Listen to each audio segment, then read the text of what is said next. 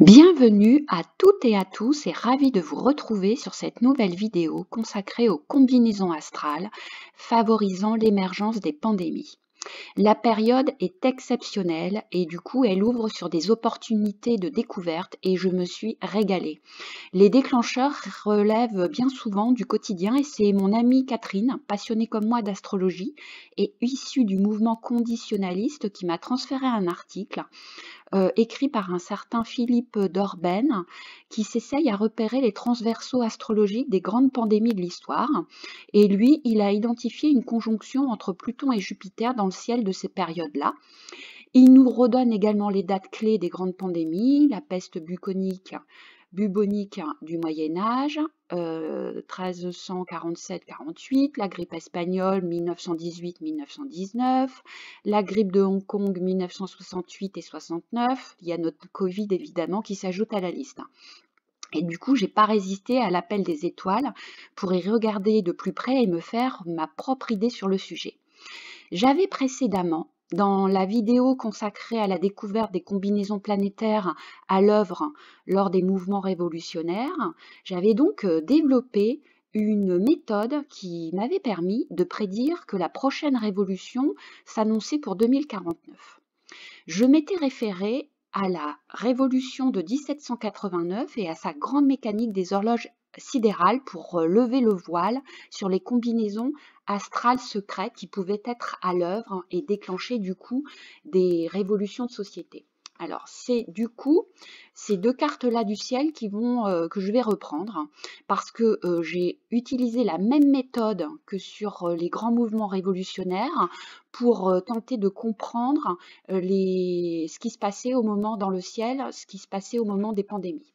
Alors, ce que j'avais mis à jour lors de cette découverte d'une combinaison particulière de planètes qui favorisait les révolutions, ce que j'avais donc mis à jour, c'était que Pluton, regardez, là on va prendre 1789, c'est que Pluton, Eris et Saturne se combinent leurs forces disruptives pour produire des renversements de pouvoir ou déclencher des périodes de grand chaos pour les populations.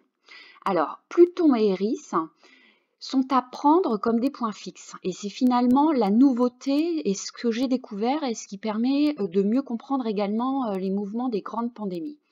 Ce ciel-là, ce n'est pas le ciel directement de 1789, c'est le ciel de ceux qui sont nés 30 ans avant, les trentenaires, qui du coup m'ont servi de point fixe. Parce que de toute façon, pour que des planètes dans le ciel actuel puissent avoir un effet sur nous et le destin de nous pauvres hommes, eh bien, il faut obligatoirement qu'elles rencontrent un point fixe, parce que sinon, c'est comme un coup d'épée dans l'eau. Donc, Pluton et Eris sont véritablement à prendre comme des points fixes. Alors, j'avais pris effectivement les trentenaires à ce moment-là, en référence du coup à cette génération de ceux qui sont nés 30 ans plus tôt, en 1759. Alors, pourquoi est-ce que j'ai choisi les trentenaires?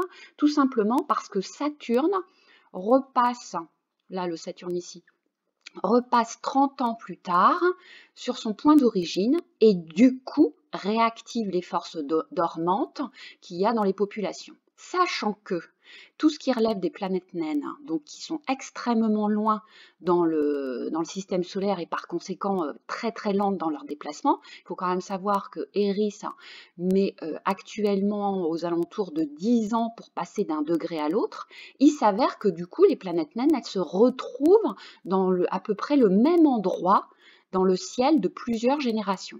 Et c'est ça qui fait, je dirais, déclencheur et qui met, entre guillemets, le feu aux poudres lorsque Saturne, qui est également une planète, je dirais, symboliquement rebelle, eh bien, recroise le chemin et réactive les puissances dormantes de révolte et de subversion de Pluton et d'Eris. Sachant que, au moment de leur naissance, ces trentenaires-là, au moment de 1789, eh bien, avaient déjà dans leur thème de naissance, je dirais, un aspect particulièrement inflammable.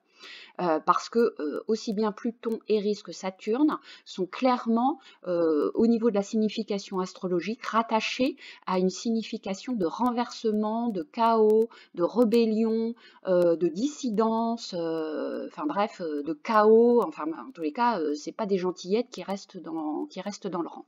Du coup, effectivement, elles se sont recombinées, réactivées, et les trentenaires de 1789 ont constitué le fer de lance de cette révolution-là, qui a réveillé du coup aussi les Eris et les Plutons de plusieurs générations, enfin, en tous les cas, les Eris de plusieurs générations, et puis les Plutons d'une génération, ça c'est certain.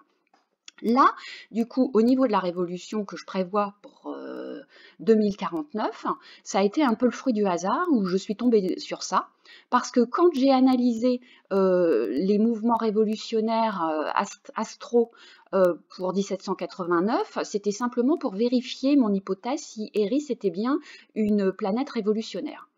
Et quand j'ai vu cette combinaison-là, j'ai reconnu que dans notre ciel de 2019 et de 2020, donc ça veut dire qu'on est véritablement rentré dans un cycle révolutionnaire qui arrivera à son apogée en 2049, et bien à partir de cette date-là, de 2019, je me suis aperçue que dans le ciel de nos bébés actuels, on est encore sur des bébés révolutionnaires, à l'image des bébés révolutionnaires de 1789.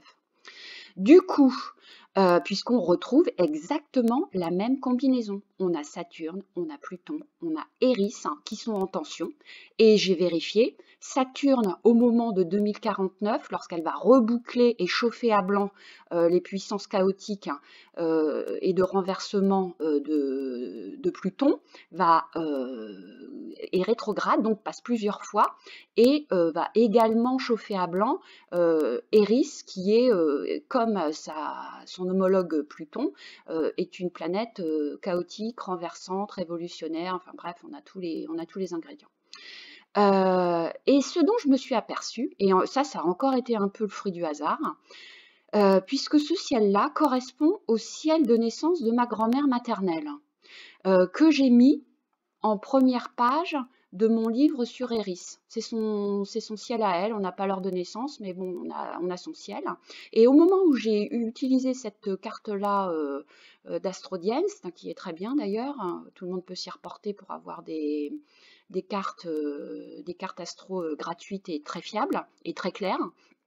Et lorsque je me suis repenchée sur son thème, parce qu'effectivement j'ai pas mal de points communs avec elle, il y a eu comme un saut de génération et une transmission entre guillemets héréditaire au niveau astral, je me suis aperçue que elle aussi, dans son ciel de naissance, eh bien on était face à la même combinaison, Saturne, Eris, carré Pluton. Bon, il y a Jupiter également qui est dans la danse là, et que du coup c'était manifestement ces bébés-là qui étaient nés en 1906, autour de 1906, eh bien c'était aussi des bébés révolutionnaires.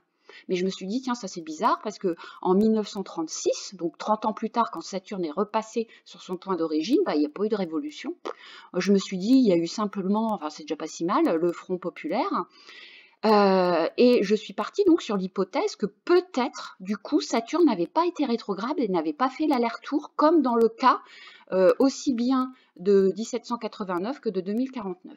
Et bien finalement, j'avais bien vu, parce que Saturne, au moment donc des 30 ans de cette génération-là, eh bien, n'a fait que passer. Elle n'a pas chauffé à blanc plusieurs fois Eris et elle n'a pas chauffé à blanc plusieurs fois Pluton. Par contre, on est quand même clairement sur une période révolutionnaire au niveau de l'esprit, parce que 1936, c'est les politiques de gauche qui prennent le pouvoir, ce qui est complètement exceptionnel.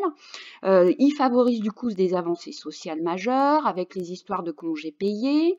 Il y a 3 femmes qui rentrent dans ce gouvernement-là, alors qu'elles n'étaient ni éligibles ni électrices, ce qui relève vraiment du défi et de l'improbable. Et c'est aussi l'occasion d'un accès à la culture et aux loisirs pour les classes populaires. On est quand même clairement sur une idée de révolution des mentalités, même si on n'est pas passé par les barricades comme en 1789. Donc c'est quand même moins violent quand Saturne ne rétrograde pas au niveau des secousses de la société, mais il n'en demeure pas moins que même si elle ne fait que passer, elle a quand même un impact sérieux sur sur notre époque, sur l'époque en question. Donc, j'ai repris la même méthode pour cette histoire de pandémie. Je me suis dit, il doit y avoir encore quelque chose au niveau d'une combinaison astrale qui est à chercher.